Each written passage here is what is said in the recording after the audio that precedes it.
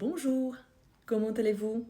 Eh bien, aujourd'hui je vous propose une compréhension orale au niveau B1 du DELF et les documents utilisés au long de cette vidéo ont été pris directement sur le site officiel. Si vous souhaitez également avoir les documents, vous pouvez chercher directement en ligne ou alors vous pouvez rejoindre mon groupe Telegram. Je vous laisse le lien dans la description de cette vidéo et également dans le premier commentaire épinglé.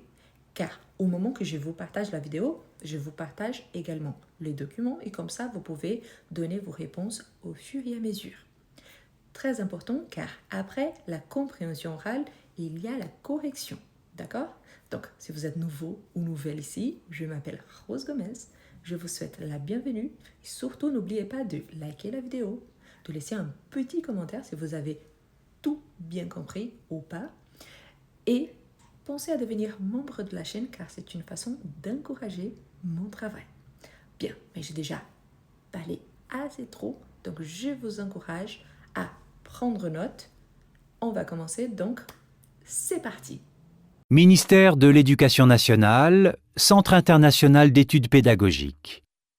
DELF niveau B1 du cadre européen commun de référence pour les langues, épreuve orale collective. Vous allez écouter plusieurs documents. Il y a 2 écoutes. Pour répondre aux questions, cochez la bonne réponse. Exercice 1. Vous écoutez une conversation.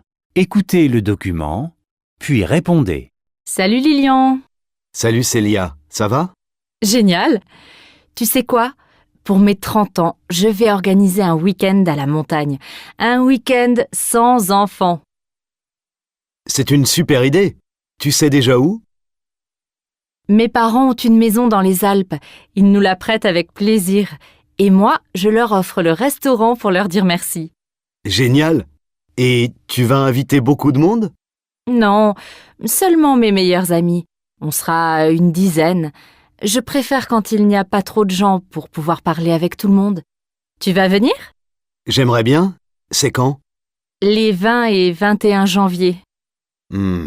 Malheureusement, je travaille le samedi. Mais je peux prendre le train après et passer la moitié du week-end avec vous.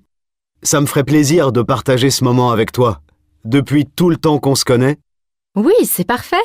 Tu arriveras juste à temps pour le grand repas d'anniversaire. Ça ne va pas te faire trop de choses à préparer? Non, je vais demander à chaque personne d'apporter quelque chose à manger et moi, je m'occupe des boissons. C'est une bonne solution. Et le dimanche, qu'est-ce qu'on va faire? J'espère qu'il va y avoir de la neige. Comme ça, on pourra faire du ski. J'aime beaucoup ce programme. Et au fait, qu'est-ce que tu aimerais comme cadeau pour ton anniversaire? J'ai réfléchi, mais je ne veux pas de cadeau. En fait, ce qui est le plus important pour moi, c'est que vous soyez tous présents ce week-end-là. D'accord. Alors compte sur moi. Salut Lilian. Salut Célia, ça va? Génial. Tu sais quoi? Pour mes 30 ans, je vais organiser un week-end à la montagne. Un week-end sans enfants. C'est une super idée. Tu sais déjà où? Mes parents ont une maison dans les Alpes. Ils nous la prêtent avec plaisir. Et moi, je leur offre le restaurant pour leur dire merci. Génial. Et tu vas inviter beaucoup de monde? Non, seulement mes meilleurs amis. On sera une dizaine. Je préfère quand il n'y a pas trop de gens pour pouvoir parler avec tout le monde. Tu vas venir? J'aimerais bien. C'est quand?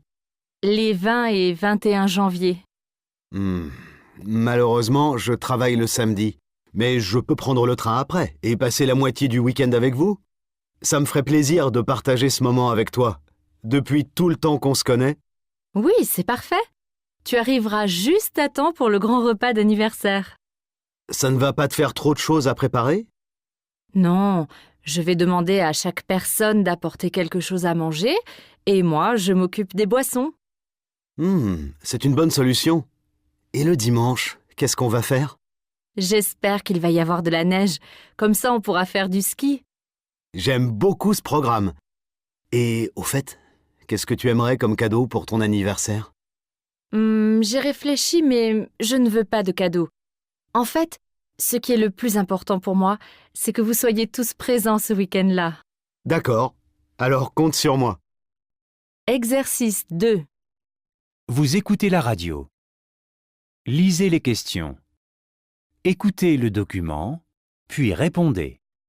Aujourd'hui, je vous présente l'association Un regard pour toi qui propose à des personnes malvoyantes de faire leur shopping avec des bénévoles qui, eux, voient et les aident. Je suis avec Ayet Louaï, 29 ans, qui a créé l'association. Bonjour Ayet, est-ce que vous pouvez nous expliquer pourquoi vous avez lancé Un regard pour toi? Bonjour, moi je suis malvoyante. Quand je vais dans les magasins pour acheter des vêtements, je ne sais jamais si je vais trouver un vendeur disponible. Et même si un vendeur est là, ce n'est pas toujours facile. Est-ce qu'il a bien compris ce que je cherche? Les vendeurs vont vite, ils n'ont pas le temps.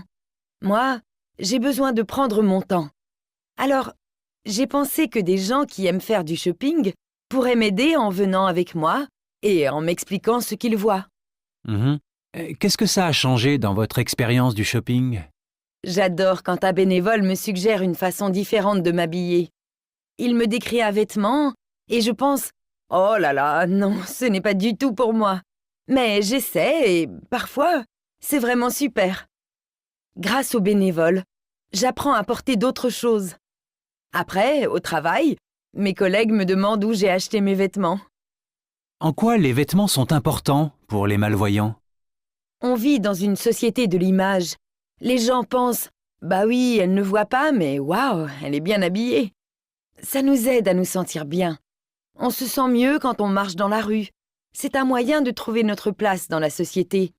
La société des gens qui voient. Et si je veux aider l'association, comment est-ce que je fais? Aujourd'hui, on a une 50aine de bénévoles. Mais on est toujours à la recherche de nouvelles personnes. Donc, vous êtes le bienvenu. D'abord, vous aurez une réunion d'information pour rencontrer les autres bénévoles et préparer votre premier rendez-vous. Puis, c'est vous qui décidez à quel rythme vous faites des sorties shopping et quand. Aujourd'hui, je vous présente l'association Un regard pour toi qui propose à des personnes malvoyantes de faire leur shopping avec des bénévoles qui, eux, voient et les aident. Je suis avec Ayet Louaï, 29 ans, qui a créé l'association. Bonjour Ayet, est-ce que vous pouvez nous expliquer pourquoi vous avez lancé Un regard pour toi? Bonjour, moi je suis malvoyante. Quand je vais dans les magasins pour acheter des vêtements, je ne sais jamais si je vais trouver un vendeur disponible. Et même si un vendeur est là, ce n'est pas toujours facile. Est-ce qu'il a bien compris ce que je cherche? Les vendeurs vont vite, ils n'ont pas le temps. Moi, j'ai besoin de prendre mon temps. Alors, j'ai pensé que des gens qui aiment faire du shopping pourraient m'aider en venant avec moi et en m'expliquant ce qu'ils voient. Qu'est-ce que ça a changé dans votre expérience du shopping? J'adore quand un bénévole me suggère une façon différente de m'habiller. Il me décrit un vêtement et je pense « Oh là là, non, ce n'est pas du tout pour moi. » Mais j'essaie et parfois, c'est vraiment super. Grâce aux bénévoles, j'apprends à porter d'autres choses. Après, au travail, mes collègues me demandent où j'ai acheté mes vêtements. En quoi les vêtements sont importants pour les malvoyants? On vit dans une société de l'image. Les gens pensent « Bah oui, elle ne voit pas, mais waouh, elle est bien habillée. » Ça nous aide à nous sentir bien. On se sent mieux quand on marche dans la rue. C'est un moyen de trouver notre place dans la société. La société des gens qui voient. Et si je veux aider l'association, comment est-ce que je fais? Aujourd'hui, on a une 50aine de bénévoles. Mais on est toujours à la recherche de nouvelles personnes. Donc, vous êtes le bienvenu. D'abord, vous aurez une réunion d'information pour rencontrer les autres bénévoles et préparer votre premier rendez-vous. Puis, c'est vous qui décidez à quel rythme vous faites des sorties shopping et quand. Exercice 3. Vous écoutez la radio. Lisez les questions. Écoutez le document, puis répondez.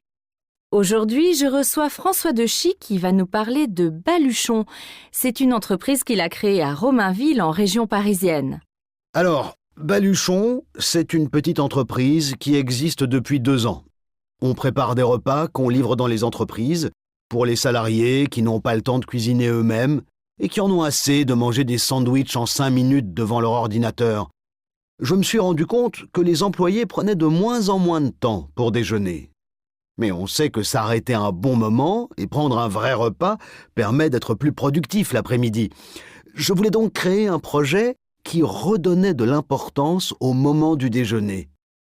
Je voulais aussi que cette entreprise mette en valeur des produits locaux, cultivés naturellement et sans produits chimiques. Et puis, ce qui m'intéresse surtout, c'est l'humain. J'avais envie d'aider des gens qui ont du mal à trouver du travail, des personnes qui sont au chômage depuis longtemps, ou des jeunes qui ont arrêté l'école. À Baluchon, ces personnes sont formées pendant 2 ans pour apprendre un métier dans la restauration. Pour accéder à nos cours, on leur demande seulement de savoir parler français, écrire et compter jusqu'à 100. Quand j'ai présenté le projet à ma ville, ils ont décidé de m'aider. Et le maire nous a prêté une cuisine qui n'était pas utilisée depuis plusieurs années. On prépare tous les repas là-bas. Et c'est vraiment pratique pour nous, parce que c'est très central. Tous les jours, on a 30 cuisiniers qui préparent entre 400 et 1000 repas. Par exemple, aujourd'hui, notre équipe prépare une crème de courgettes à la menthe. Vous pouvez regarder les menus sur notre site internet. Pour commander, téléphonez au moins 48 heures à l'avance, surtout pour un grand groupe. Aujourd'hui, je reçois François Dechy qui va nous parler de Baluchon. C'est une entreprise qu'il a créée à Romainville, en région parisienne. Alors, Baluchon, c'est une petite entreprise qui existe depuis 2 ans. On prépare des repas qu'on livre dans les entreprises pour les salariés qui n'ont pas le temps de cuisiner eux-mêmes et qui en ont assez de manger des sandwichs en 5 minutes devant leur ordinateur. Je me suis rendu compte que les employés prenaient de moins en moins de temps pour déjeuner. Mais on sait que s'arrêter un bon moment et prendre un vrai repas permet d'être plus productif l'après-midi. Je voulais donc créer un projet qui redonnait de l'importance au moment du déjeuner. Je voulais aussi que cette entreprise mette en valeur des produits locaux, cultivés naturellement et sans produits chimiques.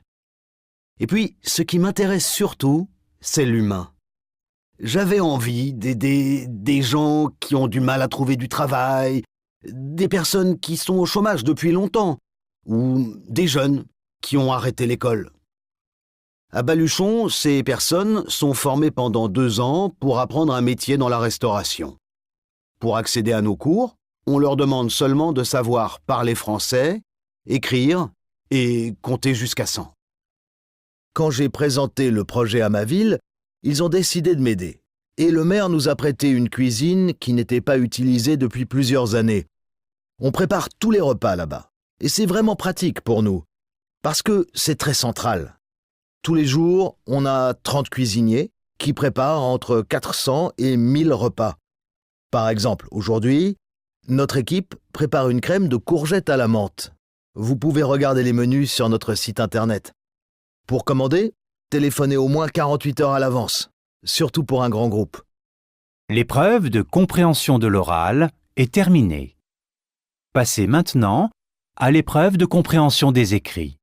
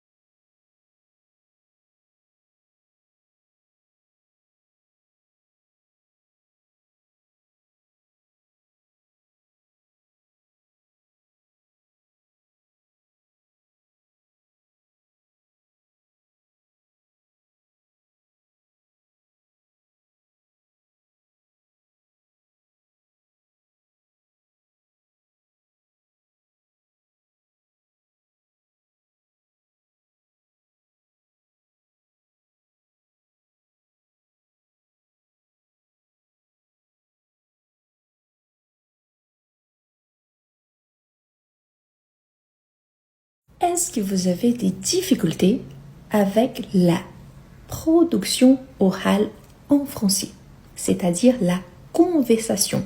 Vous communiquez en français. Je vous pose cette question car moi, je suis professeur de français et je sais bien que quand nous sommes en train d'apprendre le français, c'est très difficile parfois de rencontrer quelqu'un avec qui parler et surtout avoir des sujets de conversation car la plupart du temps, nous sommes capables de bien comprendre, nous sommes capables de lire, nous sommes capables de faire de petits textes, mais nous avons des difficultés avec la communication. C'est pour cela que je vous propose une prestation de service qui c'est justement la conversation en français. Attention, il s'agit d'une prestation de service, comme je vous ai dit, moi je suis professeur et là c'est un service payant. Je vous dis ça tout de suite, pourquoi?